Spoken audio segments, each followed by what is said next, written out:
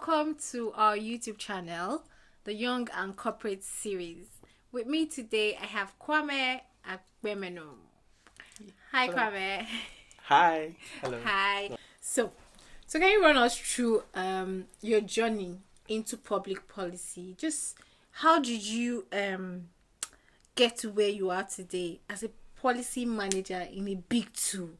So many young professionals are just confused. Just feel like a lot of people that are there right now have probably used connections or are just have two heads or just there's something supernatural about them. But by the way, guys, I'm touching him. He's right here. So I can see that he's not supernatural, but there are things that you had done or there's a process that you have gone through which could be relatable to some young professionals that may be watching this someday. So can you run us through your journey into public policy? How did you get to where you are today? Just run us through it.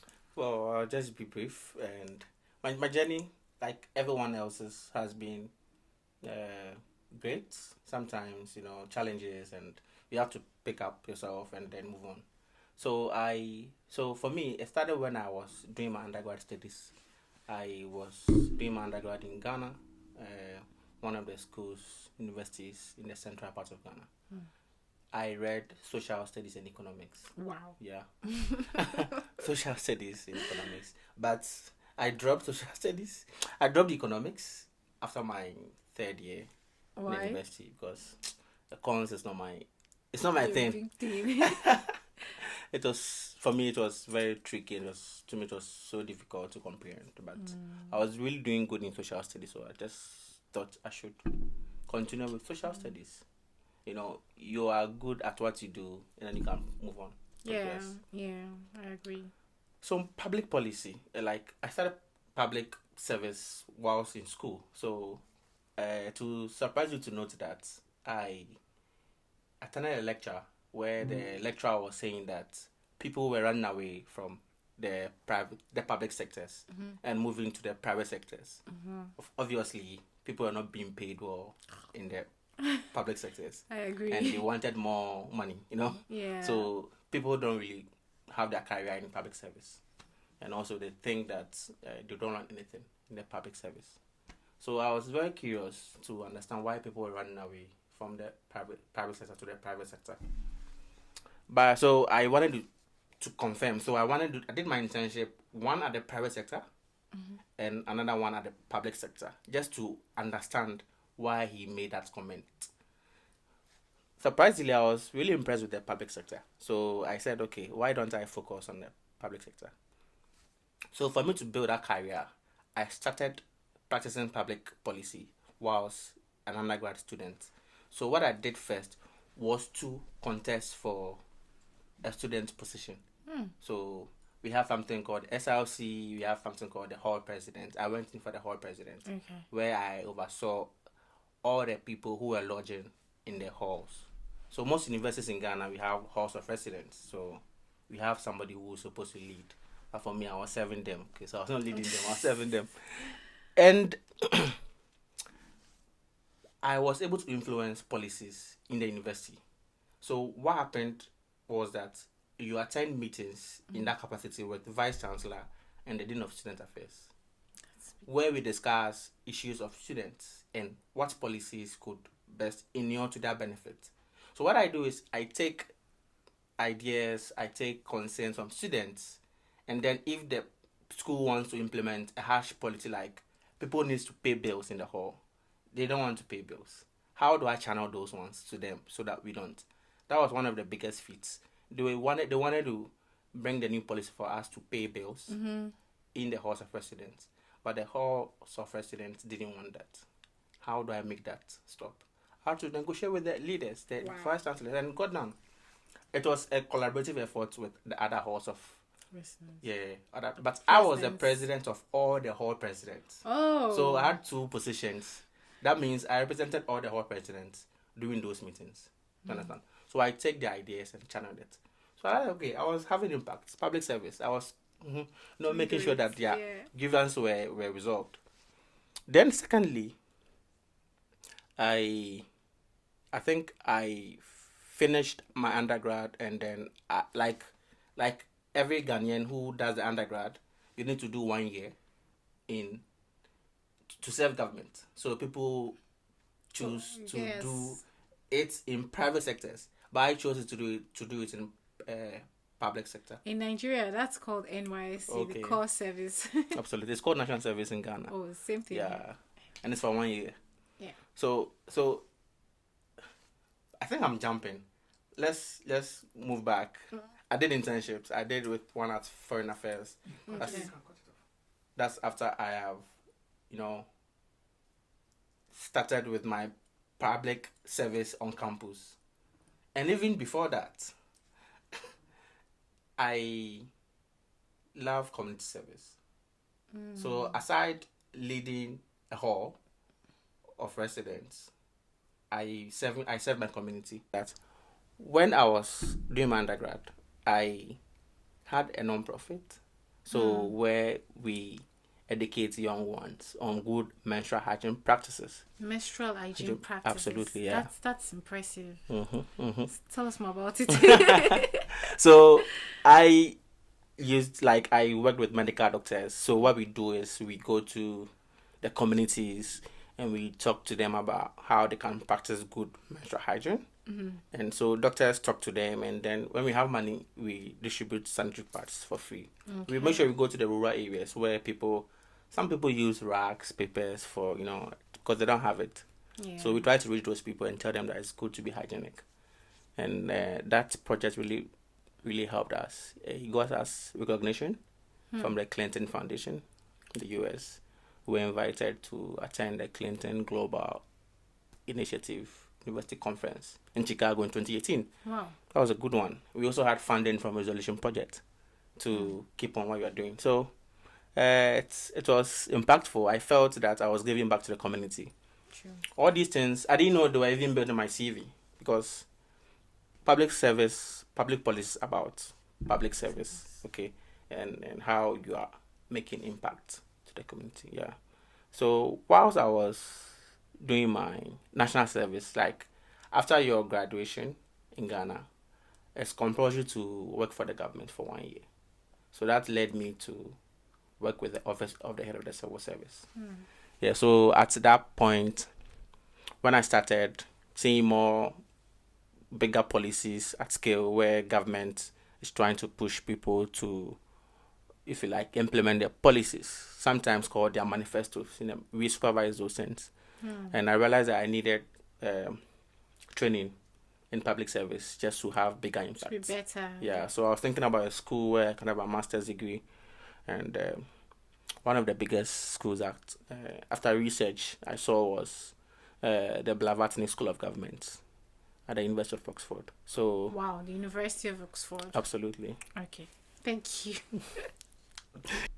I think so. What led me to Oxford was I had an experience working with government, and I wanted to know how theoretically I can, elevate my stance or wherever I am to match it. And of course, it's good to always have a master's degree, because these days the job market is very competitive. So you shouldn't rely on your undergrad alone I agree. if you really want to, have a boost in your career. Undergrad is good, work experience is good, but master's degree will really take you. So yeah. So I started this program at the Blavatnik School of Government, in Oxford. So I decided to give it a shot, and I had so many people who were willing to help me. So, like I said, as a Nigerian doctor I reached out to, he was very helpful with my essays, because they need a way for you to write essays. So that was how I got into Oxford. So whilst in Oxford, I realized that the public policy was an interdisciplinary. That means you bring small courses together to inform you to become a better person. So we could do things in economics, you could do political science, politics, and you could do research, evidence, those things that come up together to help you become a full-grown person. So that's my time in Oxford. And in Oxford, I didn't relent. I think the extracurricular activities are always very good for everybody in school. Don't always focus on academics, but focus on extra. So I was part of an Oxford Africa Society, trying to organize a conference to invite more people to speak to everybody. Yeah. So it's always good to add a touch of the co-curricular activities Extracurricular. to the academics. So after Oxford, did you just jump into the job? Okay. So after Oxford, of course, you're in England, you just want to have an international work experience. So as part of the program I read, it's compulsory to have a 3 months or more, engagement with an organization. So they teach you that go and use what you've learned in classroom to help shape a community, to help shape an organization's policy. So I decided to do mine in a political non-profit in London. That was very great. So can you share what company you did that in? I would not want to mention the name. Or you think I should mention the name? Yeah. Okay, since it's not my current. Yeah, it's not your current job. So we all know, I think most people who follow politics or international news will know Tony Blair Institute. So Tony Blair was a former PM, Prime Minister for England. Yeah, for a very long time. One of the longest serving PMs. So he has an institute that, helps political leaders and governments across Africa, across Indo-Pacific, across Asia, so that the mistakes he did when he was a prime minister, they will not repeat it. So I find it to be very, very interesting. Wow. So they have people they embed in government agencies to help the government achieve their purpose. So if a government has a goal to educate 20 civil servants, they bring their people in to help fast track that. So that was very great. So I got a chance to be able to. I was exposed to a lot of African context. I really love what I did there, but I had to quickly go to Ghana because I had to see if I could work in Ghana with my own government. In one of the public sectors. Absolutely. Okay. So yeah. So I went to Ghana for like 3 to 5 months, and one of my biggest mentors told me that it's good to come back to Ghana and work in Ghana. Who's your mentor? Share. Okay. Let's know that. Let's know who and who to be entering into, and to know that I feel like when you share these things, and because a lot of people have kept these things a secret, and that's why I have decided to even start the channel. Sure. So people just make it their managers, head of departments, and you ask, how did you make it? And they say God. Of course, God is the major ingredient, but who did God put in your life? Okay. How did you maximize the gifts that God gave to you? So we want to know that, okay, if you were able to get this mentor, that means I don't think that there should be a limitation to who I should reach out to mentor me. Sure. But I need to now learn how to speak to these people. I need to learn what to say or the things to do to make sure that they're also as interested in me as I am in them. Yeah. So it would be good if you share who your mentor is and just... Absolutely, yeah, you're right. So this mentor is a type of mentor that is not easily... It's not somebody you can easily go and talk to. Yeah. So he put up a program called the Scholars Program and selected bright people in Ghana to groom. London or in No, it's in Ghana. Okay, Ghana. That's my Ghanaian mentor. I call him my godfather. Oh, he's your godfather. He is one of the reasons I am where I am today because he really supported me. So he's a former president of Ghana. Oh, John Ajikunkufo, yeah. So that was how I got to know him. But some mentors these days, you can reach out to them. Yeah. Okay. So for me, even I work in the tech industry, I have mentors in the the tech organization. Space. Not necessarily, it can be a different tech company.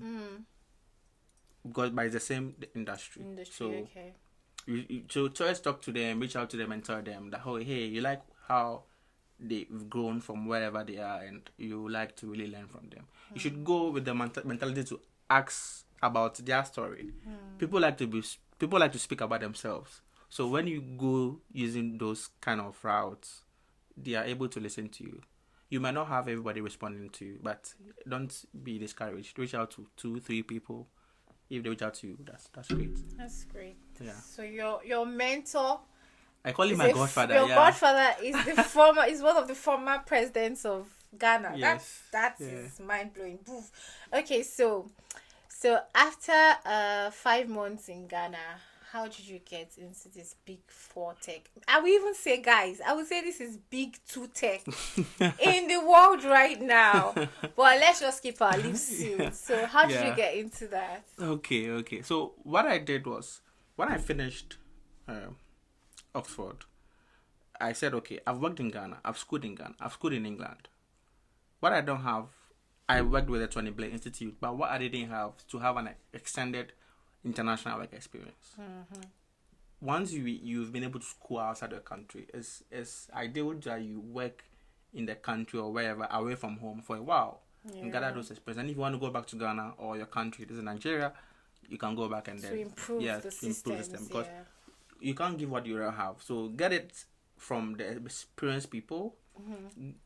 Once you get it from them, they've done it before, and even in that process, you get to meet so many different people from different countries. You learn a lot from them. Because for me, I've learned so much from my Oxford peers because they are super bright, intelligent. Jesus Christ! If you are sitting in their class, sometimes you feel intimidated, but at a point you realize that they are your classmates. Great. Yeah, one of my classmates just became an MP. Wow. In England. One of the youngest MPs in the Parliament of the UK. So, you have that connection, you have people you are, talking to, working with. It improves you indirectly. So I feel having an international work experience is great. You get a skill, you get a people aspect. And then when you're equipped, you can go back to your country and then give back to the community. So I said, okay, then I've done public policy. I've worked in a political non-profit. I've worked with government. And this world is now being, run by technology. So that is the only thing missing from my background. I wanted to add a technology to my background and then see how I can have greater impact. So that's how I decided to go into tech. So I applied to tech, so many tech companies. I think I got 2 offers, and I decided to choose where I currently am. So that's another point where a lot of young professionals have it hard.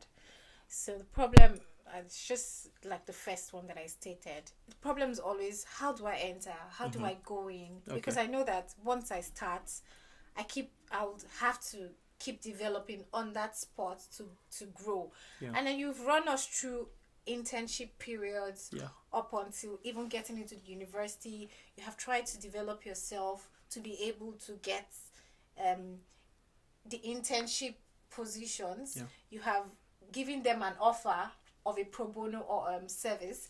You have gotten this gotten into the university. Then you went ahead to even start your own thing.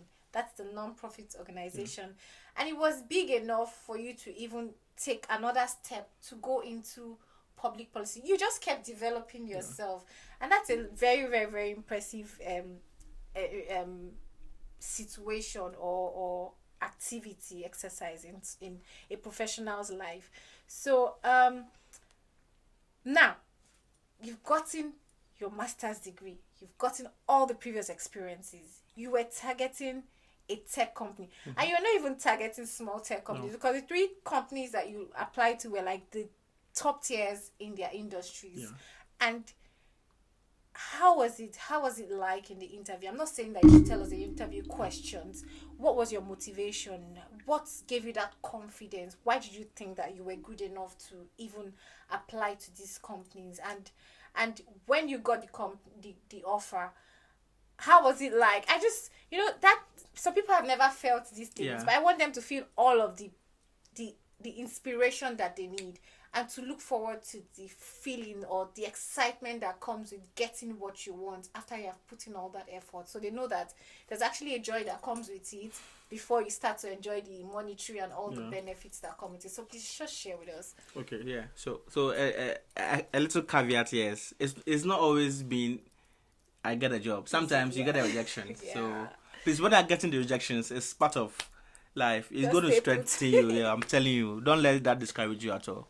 Thank you. So I for me, because I was too intentional, I wrote down the companies I wanted to work with. And before even going to Oxford, I thought those who can work in tech industry are like the software engineers or the engineers. I didn't know there was something like the tech policy. So I'm in the technology policy space because I did public policy. So that is where I'm channeling my experience into. Yeah, just that it's in a different industry.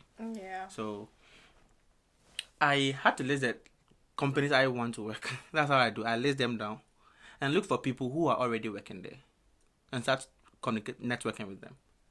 So I go like, I've seen your profile. I see you are into a place where I want to be in the future. Are there any tips for me? Do you have a minute to have a brief coffee chat with me, just so that I can learn from your experiences? Such is one of the great ways to, do your application. So I reach out to people who are working currently where I'm working, and where I got the offer, but I didn't get it. So they gave me the gist. They told me about what they do on a daily basis. It informs you so that when you have an interview, you are not left in the dark. So I did a lot of research, and I did that. So I just didn't apply. You have to be intentional. Look at where you want to go. Look at the job description, and do you have at least some of the experiences? For me, I've worked in government. I've worked in politics. I've worked in the political. So it added up for me to continue in the tech policy space. Yeah, so that's how it happened. I spoke to people. They advised me. I did the application. Then when I got the interviews, Jesus Christ. For me, when I get interviews, forget. Forget. I think it's a gift God has given me. I've realized, because once you call me for the interview, I'm going to kill it. I think there's a way I've been able to see how you can have a conversation with the person in front of you. You don't act like it's an interview. You act like it's a conversation. And for me, I do my research about you, who's going to interview me. And there's always something in common. How do you find it? So I research about them. LinkedIn? Yeah, LinkedIn, or I Google their names and see the articles they've written. If there's a podcast they've done, I see their interest. So you just pick up a conversation about absolutely. It and just the make icebreaker. them comfortable. Thank you so much. Wow. Yeah, you guys. That's what I used, and they end up like you. So it shouldn't be always about work. Can this person have a conversation with you outside work in the office of their interest? Maybe the person always talks about geopolitics. You also like it, so you have that conversation. It's not work related, but in the office, I can communicate with you. So they like to work with people who they can have something to do with outside the work. So that's what it's worked with me. Wow. Yeah. So, the excitement after you got the job. Oh, well, 3 of the offers, it came like 2 days, 1 day. So the first one when it came out, but the second one it came out, okay, yes, I've done it before. Okay, let me see this offer. The package is good. The third one came, I don't think I want to stress myself at my age. I want to live a very cool life and just not do a kind of work that will stress me. So the first one was absolutely exciting. Like, okay. But it came in the same period, so that's why all of the excitement you're giving it to. Absolutely, yeah. Like, okay, it's normal. So, yeah. But I was really, really excited to have the offer. It was a big deal. Yeah. Wow. And now, you're making the money, apart from the excitement that you felt. And I think the excitement actually comes from knowing that you put in all that effort and it's not wasted, and you got the job. Yeah. And thank you for sharing the extra miles that you have to go just to before you enter into the interview, because a lot of us just I have an interview, check about the company, we forget about the person. So, and these people are humans. They are somebody's daddy, somebody's uncle and auntie. They want to have a conversation. Absolutely. They are not robots. So thank you for pointing that one out.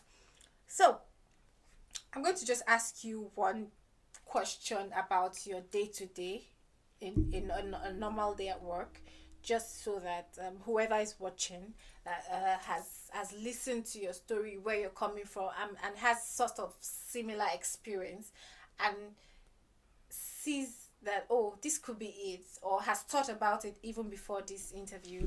I want them to be able to see, just have a visual representation of how your day-to-day looks like. And before you answer that, can you tell us what it means to work in the tech space as a public policy manager? Just what exactly do you do? So I think that actually goes Yeah. into the visual Yeah, representation. sure. Then you now tell us how it looks like when you go to the office, or if you have to work from home, and how your day ends. Sure. Yeah, please tell us. So I'm a product policy manager. So what that means is that you write policies for the organization. Sure. So if people are using your products, there are rules and regulations. We write them. So Oh, okay. you understand? Yeah. So Yeah. that's what we do. And also we make sure we have a lot of interactions with our stakeholders. So it can be government relations, it can be research, the research team, it can be other teams. So we have close relationship with other team members we work with. So basically, on a very high level, we write policies for the products that people use. Yeah. Oh, great. So what does it look like when you wake up in the morning and you have to be at the office? How does your day go? Because I know that those companies are quite cool. Yeah. I even heard that one of them have like a pool or a gym, or then there's a part where you can just go and lie down and sleep. All these big tech companies. So I just want to know how it looks like in your day, to just one of your days. What's the typical day like? Yeah, so most tech companies have those facilities. Yeah, they really? really take care of your well-being. But for me, I've not used any of those How long have facilities you been before. working with this company? I've been almost a year now. And you've not had to use it? No, Hey! I've not used it. I've not used it. I yet. would have swam like 15 times. Well, there are so many things for you to have your sanity, to have a good work-life balance. Work-life balance, yeah. Yeah, so it's good. It's great. Yeah. So for me, when I wake up, that's if I don't have something I'm supposed to do. You get to the office. Most people have like coffee. You just go for your coffee. So you can have a lot of snacks, drinks. Yeah, Just in take the what you office want. there, Yeah. So people take hot chocolate, coffee, and the rest. And people use it for you. People in the office at that time would want to communicate with their colleagues and ask them how their night went and how their weekend plans. So more of informal conversation with the peers. Then if you have a tax, you go down to it. So that is my I don't really have a typical day at work because every day is not the same. different. Yeah, today I'm working on a different project, tomorrow is another project. So are you writing a policy every day? Are you writing a different rule every day? Or are you changing, or are you just correcting, or are you updating? Absolutely. Oh, that's what you do. That's great. So daily. policies So there's are always something evolving. to Yeah. do. So write great. policies based on activities happening in the world, in your community, regionally, So that means whatever. you are big on researches. You have to have a great research skill. That is what Oxford Yeah. gave me. There's a course we did in evidence, more of research, because the policy you're writing. Why are you writing those policies? Is it because of a problem that happened? So everybody writes policies based on situations. Yeah. So for example, even the COVID, governments around the world had to give new directives. It went into as a policy that, hey, there's lockdown. So as a policy, it happened because there was a situation. So policies come about when there are situations. You can amend things it, happen you every can day. change it, yeah. So now they've tweaked the COVID policies in most of the countries. Now people can travel around the world, you know. Yeah, the same thing in the tech space. Wow. So when we realize that something is happening, maybe there's an election coming up. There's a policy, yeah. Wow. So I wouldn't have thought that all of these things go on behind the scene for these tech companies. But thank you for pointing that out. So if you're working in the public policy, don't just expect that you're going to work in the ministry, in those boring Yes, absolutely. companies or organizations. You can actually work in some of the biggest. In short, I think all companies actually have a public policy Yeah, sector, they really have. especially when they are international or global. Absolutely, right? they have. So just to add to the foundation you just laid, don't think that you should always work in government. It is not true. So there are types of policies. So I'm in the technology policy space. You can be in the climate policy space.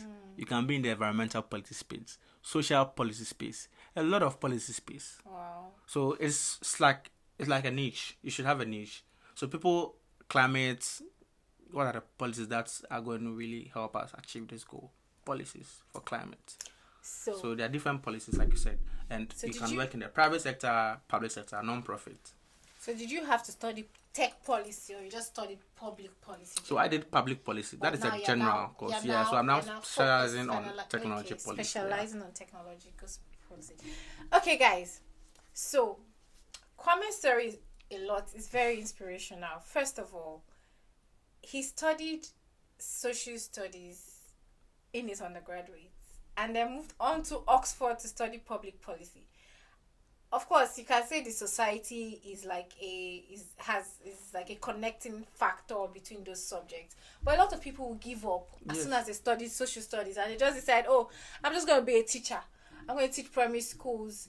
But your story has been sort of motivating. Like, you study something very different, and you went ahead to push. You kept pushing. You didn't think that you had to remain small. Yeah. That's very very big. So I think that means that you have handled a lot of challenges in your career a lot better than most people would. So that will lead me to my next question. Can you share a challenging situation you faced in your career and how you navigated it? It could be in your current job, it could be in your previous job, it could even be in your academics. Okay. Something that just challenged you so much that made you almost give up. I would say almost give up, because I'm sure that a lot of people that watch this interview would either be at the point where they have given up, or they are almost giving up, or they are just like, you know what, I'm just going to be small. There's no need to, as long as I have food to eat, they don't need to know me anywhere. I'm just good where I'm at. So can you share with us a challenging situation that you have faced in the course of your career journey, and how you have navigated it? It's a very deep question. Everybody has challenges, of course. No one can say they don't have challenges. You need to have one. What will make you, grow is how you're able to navigate those challenges. So, a lot of challenges I've had. On top of mind, I'm thinking about my time in Oxford. Forgive me, because that was my first international education. So, the education I had in Ghana was so different from what I had in Oxford. So there was a huge gap, huge parallel gap. They couldn't meet. So I had to adjust. My program was just 1 year. Okay. The doctor who reviewed my essays, even when I was doing the essays, I felt ill at a point, because he said, Your lecturer? one of the people I reached out to review my essays for Oxford. Okay. He's a Nigerian. Okay. He has already done the program. Okay, but he's a medical doctor. So he told me that you should feel that you are struggling. If you don't feel ill after writing an essay for Oxford, then you didn't do a good job. I didn't. It was true. I had to go back, undo the essays, do a new one under his guidance, and it was great. I thought that was all until I started a program in Oxford. Jesus Christ.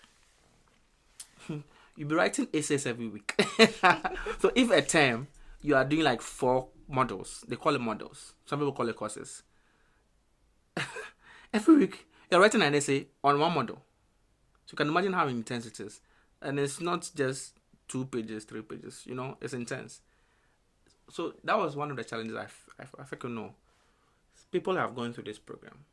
They may have faced such challenges. Why don't you reach out to them? I believe in reaching out to people and telling them what they did when they were facing such challenges. So there's no problem that's unique to one person. Even one of our dean in Oxford said, even when the government is trying to face a challenge, you should talk to your other counterpart. So if you are a governor in Nigeria and the finance ministry is not doing well, their books have been cooked, a lot of manipulation in their figures, and maybe the IMF has to come and bail you out. Another country has gone through that. Sure. Why don't you take a phone and call your counterpart and find out how to solve the problem? So that's something I've lived with. When I'm facing challenges, I reach out to people who have already been where I am and ask them how they did it. It may not be the panacea, but you could take some inspiration from that and you solve the problem. Wow. So my problem was trying to kill these essays and submit them, and writing a good essay. And through talking to people, Oxford gives you so many resources, and if I had not spoken, they wouldn't know my problem. It's like going to the hospital. If you don't tell the doctor how you are feeling, he's not going to be able to help you. Wow. So you have further buttressed, or you have further confirmed the reason why this channel should actually be a thing. Oh, yes. Because you just need people. You just need to know. It's people. Yeah, you just need to speak to other people and know what they have gone through. And they might just be telling your own story. Absolutely. But to a point where you're at. And then you Yes. just need to know how to go ahead from where you are. Thank you. Thank you. So, icebreaker. Icebreaker. So, you're going to give me your first job flashback. So, It could be internship, right? it could be internship. It could be, just tell me something funny. It could be something funny that had happened. Just think about something. First job flashback. My first job. What's the first thing you remember when you think about your first job? I think about stress. You are new. You are the new kid in the blog, and I think my first internship is Stambik. That was my first job. It's like these guys. They wear suit, tie, white shirt. Sometimes the blue. So they're like two dresses. They wear white shirt or maybe blue. That is a very corporate way to dress to work. Like okay. I think they still do that. Yeah, they still do that. But not in tech. We just wear our t-shirts. Now you just dress like Yeah, this to just work. dress Oh my like this God. to work. People even wear shorts. That's And so yeah, free. it's very free, very comfortable. It's I about what just your did- input. It's not there. It's like, so I'm going to wear this kind of dress every day to the office and look like I'm a full-time employee in the company For a pro bono for a job. pro bono job.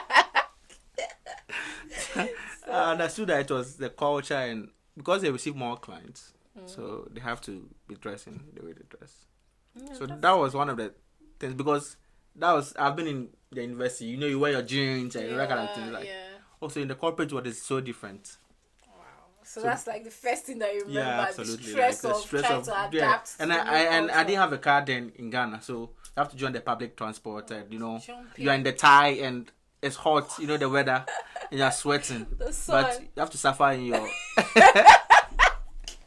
Oh my goodness. We Oh, call yeah. it trotro in Ghana. Church wear. Trotro. Trotro. Yeah. What's that mean? Like the commercial buses. Oh, okay. Where trotro. you have a conductor taking money Yeah, when you sit oh. down, Yeah. get So ready. you know about our conductor. Oh, you've Of been course, to I've been Nigeria. to Nigeria. Okay. we call it mate in Ghana.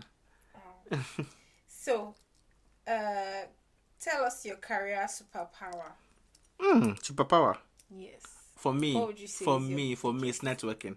I think God has blessed me with how to network with people, and my innate skill is to make people easily like me. I don't know how I do that, but I'm a very genuine person, so I think they're able to connect with me, and that's how I'm able to let people, buy into my idea. And I don't know how I do it, but that's something I realize God has given to me, that I easily network with people, and I can get your attention if I want to. I'll get your attention. Wow.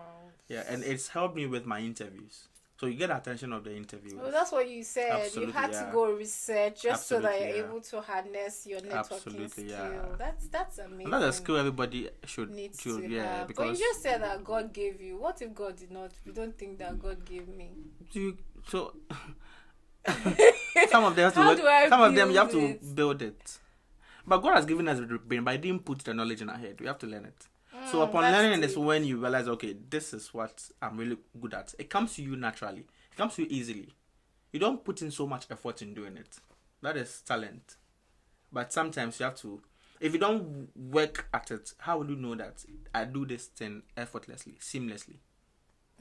Then you True. identify that, okay, this is something I like to do. So you don't go around saying, "Oh, I'm an introvert. No, I no, don't. no. I don't know how to speak to people." Be Have there, you tried? You will suffer. Have you tried? Oh, this is actually Speaking to people is the best, because Yeah. God created everybody for each other.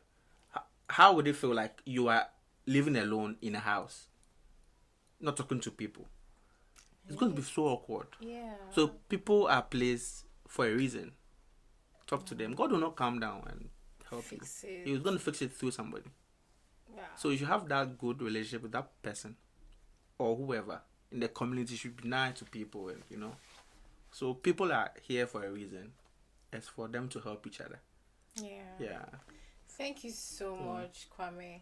Kwame is my friend. Kwame is my friend. Lola is my friend. And Kwame is a public policy manager at one of the big twos. I take back my big four. It's a public policy manager at one of the big two tech companies in the world. And I'm so excited to have you here. And everything that you have said has motivated me as a person, as a professional, and seeing that you are young and you have come this far and dealt with all of those challenges, had to talk to yourself, had to speak to other people, and realizing where you want to be and specializing in what you think that you want to do. It has inspired me, and I hope that it has inspired a lot of people that will watch this video. So Kwame, I want you to look into the camera and tell people to watch the Young and Corporate series with Lola. Please tell them. Hey guys, don't let me stress more, okay? This is where you're going to get all the content. I promise you. For me, I don't talk to people about what I do, but Lola shared her vision with me, and I thought it was great for me to reach out to a lot of people through this medium. It's a great platform, and that is where you're going to get all the juice. Okay, so I hope you like this one. You have to subscribe if you want to hear more content. Otherwise, you're going to miss out. Do you want to hear how people got into Oxford? Then you have to be here. Tech, banking, medicine. Oh my God, please, Kwame, this is your plug. You should start. Thank you so much. So guys, join me every other week, listening to my friends that are professionals in different career backgrounds, just like Kwame has said, and we'll be talking about how we have gotten to where we're at. And trust me, these people are young, just like you, and they have just scaled through in just short period of time. So we want to be able to share this with you and help you progress in your career. Thank you for watching. Thank you, Kwame, for coming. Thanks so much for having me. It's a pleasure. This is my first interview and I'm privileged. Okay, I don't do this anywhere. But this is where I'm gonna do it because you're my friend. Yeah. Kwame is my friend. Bye guys. Bye guys.